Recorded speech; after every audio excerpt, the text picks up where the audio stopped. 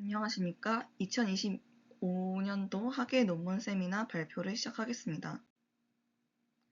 목차는 다음과 같으며 타임 시리즈 포캐스팅을 주제로 두 개의 논문을 소개해드리도록 하겠습니다. 우선 본 발표에 들어가기 전에 백그라운드를 설명해드리겠습니다. 타임 시리즈 포캐스팅이란 인공지능 모델을 활용해 과거의 데이터를 바탕으로 미래를 예측하는 일을 말합니다. 기후 조건 추정, 교통 상태 예측 등 다양한 실제 산업에서 중요한 역할을 하고 있는 분야입니다. 타임 시리즈의 구성 요소는 추세, 계절성, 주기성으로 나뉘며 추세는 데이터의 장기적인 증감을 일컫고 계절성이란 일정 주기로 반복되는 패턴을 말합니다. 주기성이란 다소 정의하는 바가 다양하게 갈라지고는 하지만 보통은 시즈널리티인 계절성보다 긴 기간에 걸쳐 일어나는 변동 패턴을 일컫습니다.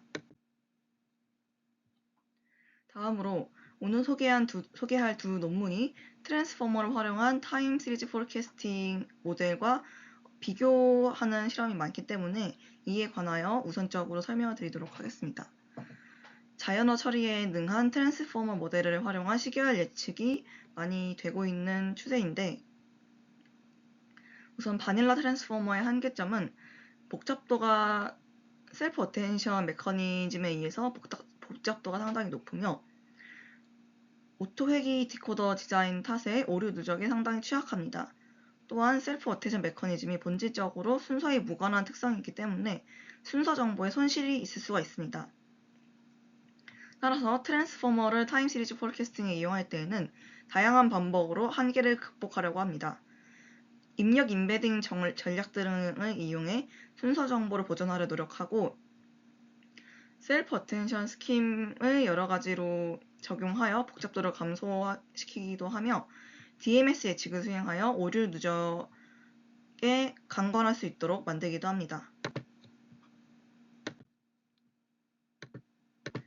우선 첫 번째로 소개해드릴 논문은 Are Transformers Effective for Time Series Forecasting? 이라는 논문으로 트랜스포머 모델의 타임 시리즈 포캐스팅의 적합성을 지적을 하며 기존 트랜스포머 기반 타임 시리즈 포캐스팅 솔루션에 대한 평가 방식의 의문을 제기하고 대체할 만한 모델을 제시하고 있는 논문입니다. 우선 저자는 트랜스포머 모델이 시계열 예측에 정말로 적합한지부터 의심하며 논문을 시작합니다. 트랜스포머 모델은 의미론적인 상관관계를 추출하는 데 특화가 되어 있으며 트랜스포머 모델의 셀프 어텐션은 순혈 불변의 특성을 가지기 때문에 순서 정보를 무시하는 경향이 있어 시간 정보 손실이 불가피하다는 주장입니다. 보통 트랜스포머가 다뤘던 자연어의 경우에는 단어는 재배열에도 크게 의미가 변하지 않는 반면에 시계열의 숫자 데이터는 순서가 상당히 결정적이기 때문에 이러한 트랜스포머의 셀프 어텐션 문제는 시계열 데이터의 포캐스팅에 있어서 치명적이라고 주장하고 있습니다. 또한 기존의 트랜스포머 기반 타임 시리즈 포캐스팅 모델에 대해서 평가 방식이 불공정하다는 의견을 제기하기도 하던데요. 비트랜스포머 기반의 비교 모델들이 반복 다단계라는 예측 전략을 사용하기 때문에 비교적 성능 향상을 트랜스포머 모델이 성능 향상을 달성할 수 있었다라고 주장을 하는데 이러한 반복 다단계 예측이 오름 누적 효과에 상당히 취약하기 때문에 반복 다단계 전략을 쓰지 않은 트랜스포머가 상대적으로 우위를 점할 수 있었다라고 주장을 합니다. 따라서 저자는 트랜스포머 모델 자체가 타임 시리즈 포캐스팅에 이점이 있지 않을 수 있다라고 주장을 하며 그를 대체할 DMS 기반의 리니어 모델을 제시합니다. 시계열의 장기 예측이 명확한 추세와 주기성을 가진 경우에만 가능하다고 가정을 할 때, 즉 타임 시리즈 포캐스팅의 과제들은 모두 명확한 추세와 주기성을 가지고 있다고 가정을 가져갈 때 선형 모델로 회귀하여 미래 시계열을 직접 예측하는 것이 가능하다라고 주장을 하고 있습니다. 이러한 리니어 모델로 실험을 진행한 결과 트랜스포머 기반 모델들에 비해서 종종 큰 폭으로 성능이 증가하는 경향을 보였다고 합니다.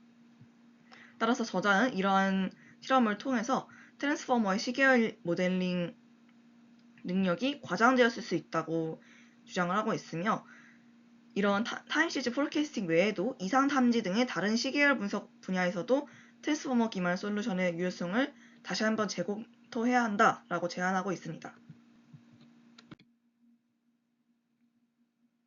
우선 본격적인 논문을 소개하기 전에 시계열 예측 문제의 기본적인 정의를 살펴보도록 하겠습니다. 시계열 데이터는 보통 다변량 데이터가 많으며 이때의 그 변수를 C라고 가정하겠습니다. 과거 데이터는 다음과 같이 나타내질 수 있으며, 이때 L은 룩백 윈도우 사이즈를 말하며, 이 룩백 윈도우 사이즈는 모델이 돌아볼 과거 데이터의 숫자를 의미합니다.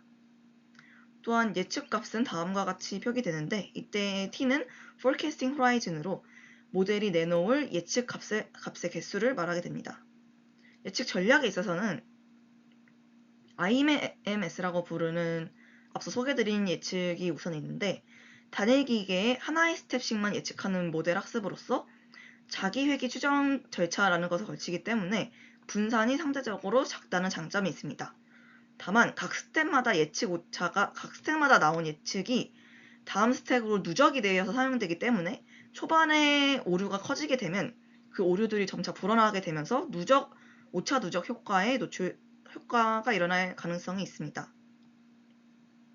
반면에 DMS 전략의 경우 한 번에 여러 개의 스텝, 앞서 언급드린 forecasting horizon에 해당하는 스텝들을 한 번에 예측하기 때문에 IMS에서 일어났던 오차 누적 효과에 대해서 상대적으로 강한 모습을 보이게 됩니다.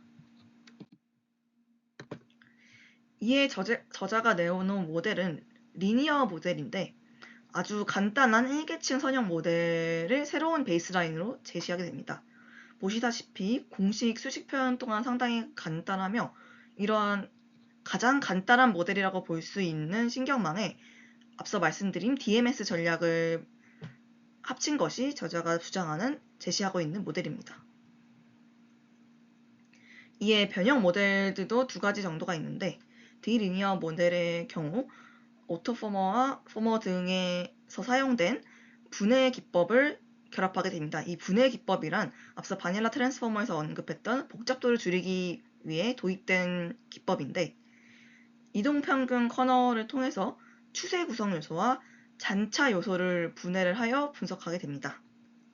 각 구성 요소에 개별적인 선형 레이어를 적용하고 결과를 합산하여 예측을 생성합니다. N리니어의 경우에는 데이터셋의 분포 이동이 있을 때 성능을 향상시키는 모델인데, 입력 시퀀스에서 마지막 값을 빼고 선형 레이어를 통과시킨 뒤 최종 예측을 하기 전에 다시 뺐던 값을 더하게 됩니다. 이로써 입력 시퀀스에 대한 간단한 정교화 역할을 하게 되고 분포 이동 문제를 완화하게 됩니다.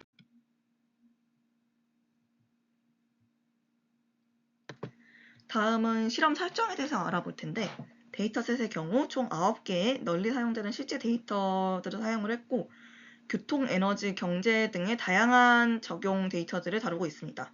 또한 본 데이터들은 모두 다변량 시계열 데이터를 사용했습니다. 평가 지표는 MSE, MAE 등을 핵심 성능 지표로 사용하였습니다. 비교 모델의 경우 트랜스포머 기반 5가지 최신 모델이라고 나와 있는데, 해당 논문이 제시되었던 2022년도 기준의 최신 모델임을 유의해야 합니다.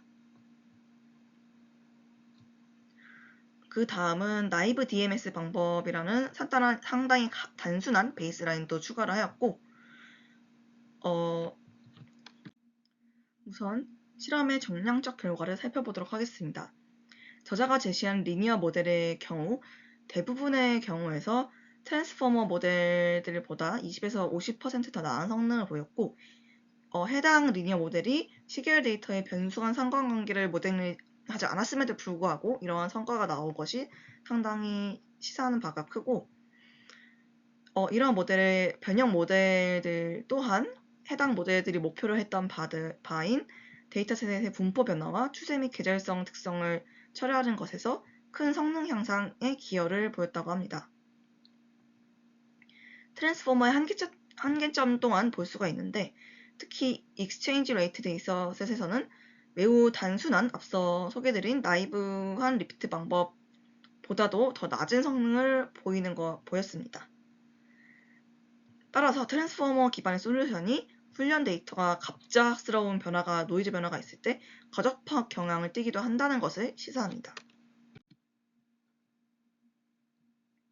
그 다음 정성적 결과를 살펴보는데 아래 그래프를 보시면은 붉은색으로 표시된 그래프가 원본 데이터이며 분홍빛을 띠는 데이터가 저자가 제시한 디리니어 모델, 나머지가 트랜스포머 기반의 모델입니다. 직관적으로 봤을 때도 리니어 모델이 상당히 원본 데이터 모델의 예측을 근접하게 한 것을 볼 수 있으며 그의 트랜스포머 모델의 경우 상당히 차이가 나는 것을 확인할 수 있습니다. 다음으로는 트랜스포머 모델에 대한 여러 가지 기타 분석들에 대해서 알아보도록 하겠습니다. 우선 더 긴 입력 시퀀스에서 시간적 관계를 잘 추출할 수 있는가에 대한 실험입니다. 룩백 윈도우 사이즈가 해당 트랜스포머 예측 정확도에 트랜스포머와 리니어 모델에 어떠한 영향을 미치는가를 먼저 분석을 했는데, 보통 학습이 잘 되는 시계열 예측 모델의 경우 더 많은 과거 데이터가 입력될수록 더 나은 결과를 보이는 것이 정석입니다. 그러나 기본 트랜스포머 기반 모델들은 룩백 윈도우 사이즈가 증가하여도 오히려 성능이 저하되거나 안정적인 수준을 유지하는 데 그쳤는데, 이는 이러한 시간적인 노이즈에 과적합을 했거나 아예 시간 정보 자체를 제대로 추출하지 못했음을 의미합니다.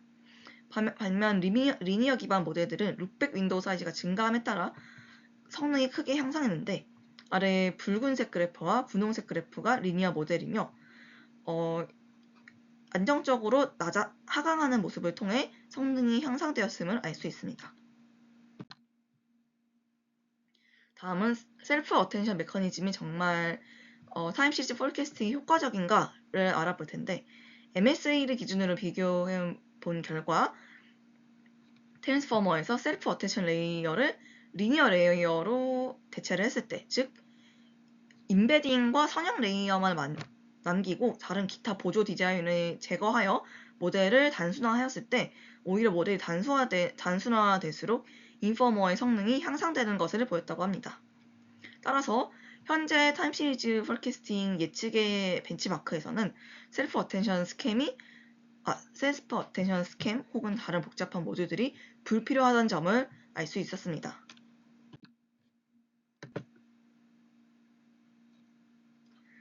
다음은 기존 트랜스포머 모델이 정말로 시간 순서를 잘 보존하는가에 대한 실험입니다. 셀프 어텐션은 본질적으로 말씀드렸듯이 순서 불변하기 때문에 시계열 예측에서 중요한 순서 정보를 잃을 수도 있습니다. 따라서 입력 시퀀스 순서를 무작위로 섞거나 절반 등을 교환하는 실험을 통해서 트랜스포머 기반 모델들이 입력 시퀀스가 섞였음에도 성능 변화가 거의 없다는 것을 볼 수 있었습니다. 반면에 리니어 모델들은 성능이 크게 저하됐는데, 이로써 트랜스포머 모델들이 이런 포지셔널 인코딩이나 템퍼럴 인베딩에도 불구하고 이러한 시간 정보들을 제한적으로만 보존했다고 볼 수가 있습니다. 다음으로 인베딩 전략의 효용성에 대해서 알아볼 텐데, 각 모델마다 인포머 모델은 포지셔널 인베딩이 있어야지 오축 일과 줄어든다던가, 다른 오토포머의 경우에는 타임스탬프 인베딩이 있어야 한다던가, 상당히 각 트랜스포머 모델이 인베딩에 의존하고 있음을 볼 수 있었습니다. 그 다음으로는 학습 데이터 크기에 따른 트랜스포머의 변화를 알아볼 텐데, 일각에서는 트랜스포머 모델의 낮은 성능이 벤치마크 데이터셋의 작은 크기가 원인이다 라고 주장한다고 합니다. 이에 저자는 전체 데이터에서 단축된 데이터셋으로 학습한 모델의 성능을 비교했는데, 오히려 단축된 데이터셋에서 예측 오류가 더 낮은 결과를 볼 수 있었습니다. 보통 데이터 규모가 줄었는데도 성능이 상승하는 것은 딥러닝이나 머신러닝에 있어서 이례적인 일이기 때문에 이러한 트랜스포머 모델이 장기적이고 복잡한 패턴을 포착하는데 한계점을 보인다라고 분석할 수 있습니다. 다음은 트랜스포머 모델의 그 구조가 정말로 효율성을 최우선했는가에 대해서 알아볼 텐데, 기존 트랜스포머 모델들은 바닐라 트랜스포머 모델들의 복잡도를 문제로 삼으며 비효율적이라고 이제 주장을 했고, 이로써 복잡도를 상당히 줄이는 방향으로 개선을 해나갔는데, 실제로 추론 시간, 메모리 비용 등을 기반으로 해서 분석해 본 결과 트랜스포머의 여러 가지 변형 모델들이 바닐라 트랜스포머와 효율이 비슷하거나 오히려 더 나쁜 결과를 가져왔다고 합니다. 때문에 실질적으로 이런 트랜스포머에 붙은 추가적인 디자인 요소들이 비용을 오히려 증가시킨다고 볼 수 있었으며, 바닐라 트랜스포머의 비용은 실제 실험을 통해 본 결과 실용적으로 허용 가능한 수준이었다라는 결과를 얻었다고 합니다.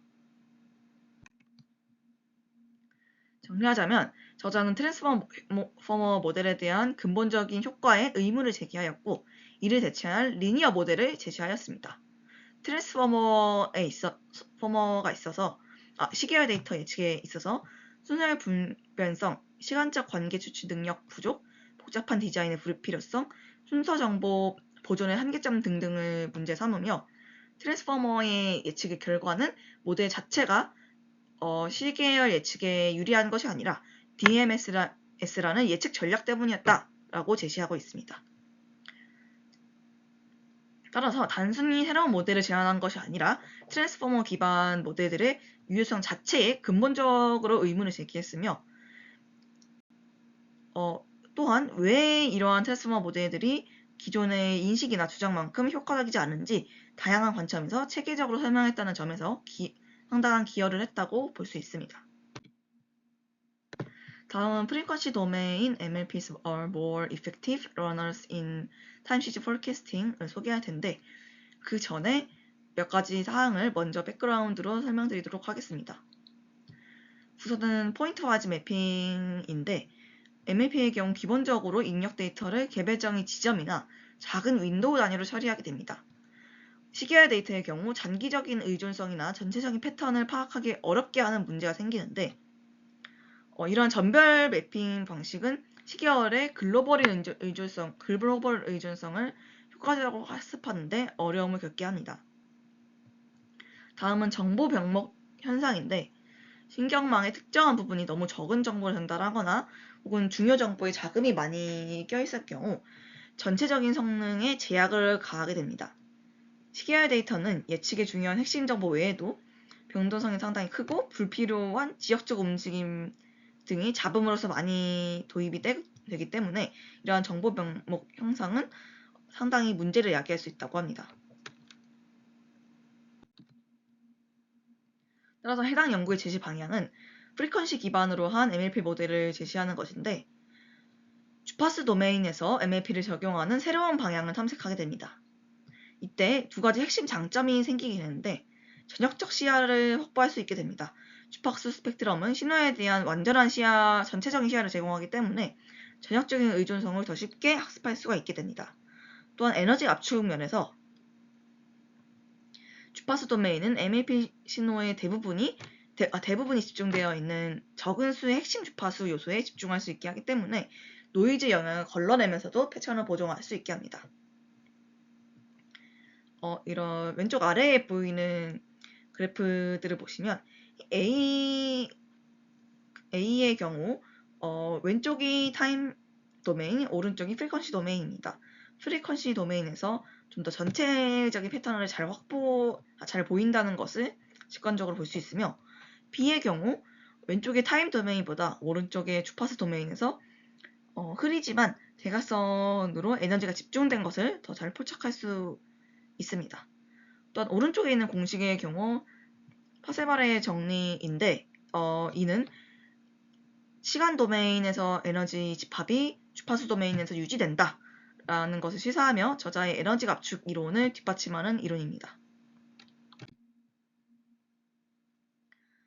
이때 프리퀀시 아키텍처의 경우 두 단계로 크게 나뉘게 되는데, 메인 변화의 경우 도메인 변환의 경우 시간 도메인 신호를 이산 푸리에 변환을 통해서 주파수 도메인의 복소수로 변환하게 됩니다. 그 다음 주파수 학습은 재설계된 MLP를 이용하여 주파수 성분의 학습을 수행하게 되는데, 이때 주파수 성분이 실수부와 허수부로 나뉘기 때문에 두 부분을 모두 학습을 수행하게 됩니다. 이때 시계열 간의 종속성을 학습하는 모듈과 시계열 내의 종속성을 학습하는 모듈을 종합적으로 이제 적용하게 됩니다. 실험 결과는 13개의 데이터셋에서 프리퀀시 모델이 다른 최신 방법론들에 비해 일관되게 우수한 성능을 가져갔다고 합니다.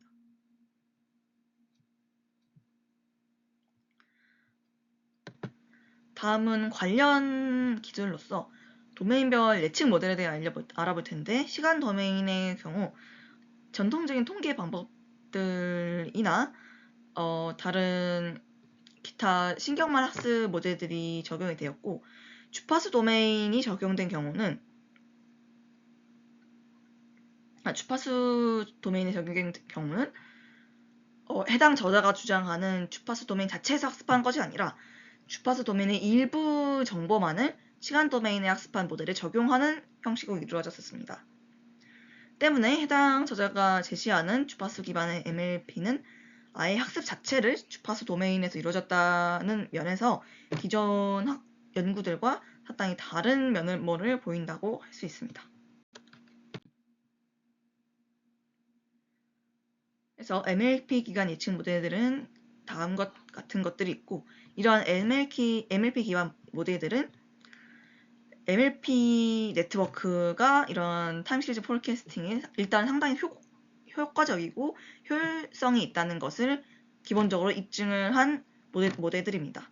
따라서 이런 프리퀀시 MLP 모델은 해당 연구들에서 영감을 받아 이 MLP의 활용을 주파수 도메인에서 주파수 도메인까지 확장할 수 있었다라고 밝히고 있습니다. 본격적인 구조를 살펴볼 텐데, 우선 알아볼 구조는 차원 확장 블록과 도메인 변환 혹은 역변환 부분입니다. 초기 입력인 XT를 학습 가능한 가중치 벡터들을 곱해 HT와 같은 은닉 형태로 표현하게 됩니다. 이는 워드 임베딩이라는 기술에서 영감을 받았으며 데이터에 좀 더 많은 의미를 준 정보를 포함하게 됨으로써 모델의 능력을 향상시키게 됩니다. 도메인 변환과 역변환은 말 그대로 해당 신호를 시간 도메인 혹은 주파수 도메인으로 바꾸는 역할을 하게 되는데, 우선 도메인 변환의 경우에는 시계열 신호를 주어주게 되면 주파수 도메인 신호로 분해하게 됩니다. 이때 시계열 데이터의 주기성이나 추세 패턴을 식별하는 데 유리하게 됩니다. 도메인 역변환의 경우는 앞선 과정을 완전히 역으로 실행하게 되는 것인데, 주파수 도메인에서 학습이 완료됐을 때 이를 다시 시간 도메인 신호로 복원하는 역할을 합니다. 이때 주파수 채널 학습기의 경우에는 서로 다른 채널, 이제 변수들 간의 종속성들을 이제 모델링하게 되는데, 변수 간 상호 관계를 캡처하기 때문에 더 정확한 예측에 도움이 된다고 합니다. 다음은 주파수 시간 학습기인데, 이는 앞서 말한 주파수 채널 학습기에서 나온 출력을 입력으로 받게 됩니다. 이게 각 채널에 대해서 동일한 가주치를 공유하게 되므로 공유하면서 시간 차원에 따라 연산하게 되는데, 이때 시계열 내부에서의 시간적 패턴을 학습하게 됩니다. 그리고 오른쪽 수식들을 보시면 가중치와 바이어스가 있는데, 주파수 신호들이 실수부와 허수부를 나뉘기 때문에 가중치와 바이어스 또한 실수부와 허수부로 나뉘었음을 볼 수 있습니다. 다음은 프로젝션입니다. 이때 학습된 시간 종속성들을 모두 사용하여서 미래의 타우의 타임 스태프를 예측하게 되는 것인데,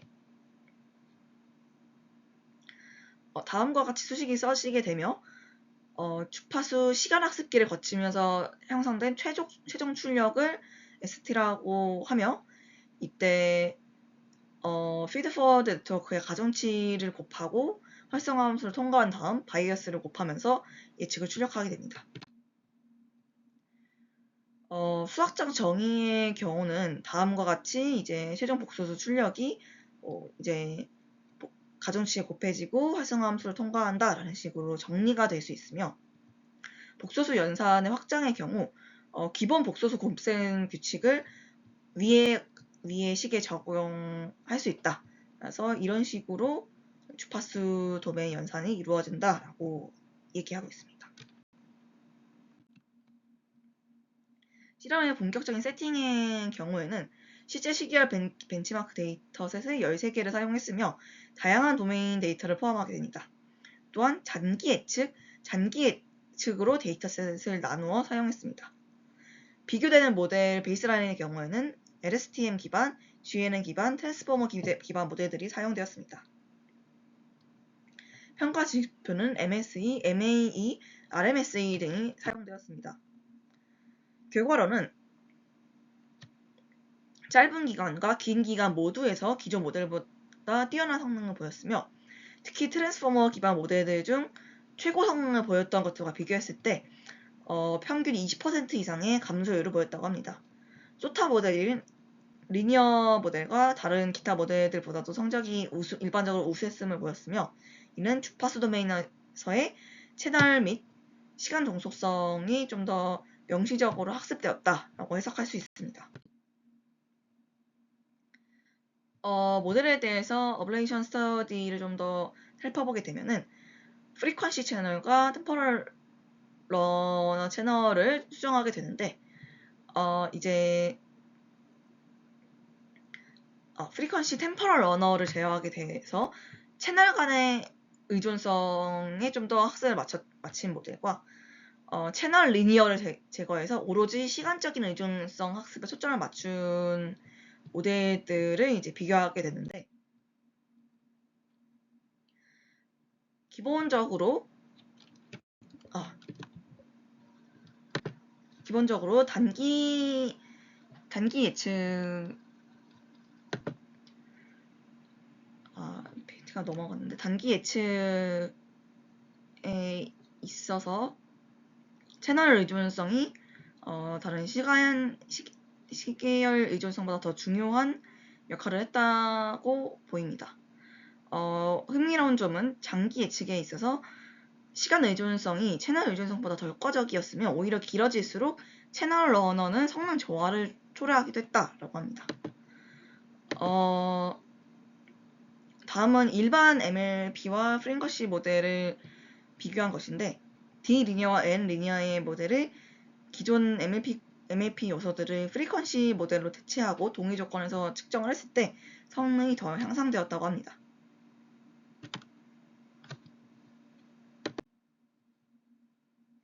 다음은 결론입니다.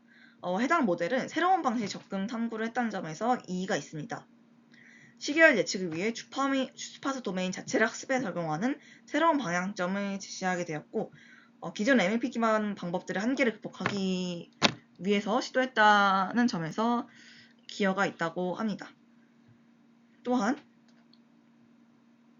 MLP 주파수 도메인에서의 핵심 이점들을 발견하게 되는데, 전역적 관점에서 좀 더 이점이 있으며, 에너지 압축 면에서 더욱 명확한 패턴을 노이즈의 영향에도 불구하고 명확한 패턴을 보존하는 데 기여한다고 볼 수 있습니다. 실제 실험적으로도 상당히 우수성을 입증했고, 그 외에도 이러한 MLP 모델의 잠재력을 더욱 강조할 수 있었다는 점에서 상당히 의미 깊은 논문이라고 생각합니다. 감사합니다.